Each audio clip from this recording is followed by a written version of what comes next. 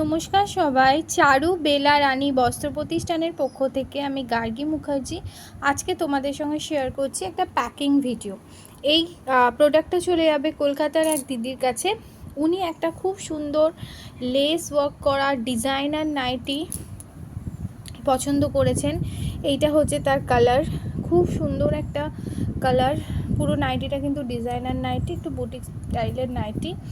এই নাইটিটা উনি নিচ্ছেন, এরই আরেকটা কালার উনি নিচ্ছেন, সেটা হচ্ছে এটা ব্লুয়ের সঙ্গে এই পিচ, অরেঞ্জ নয়, এটা পিচ কালার বলতে পারো।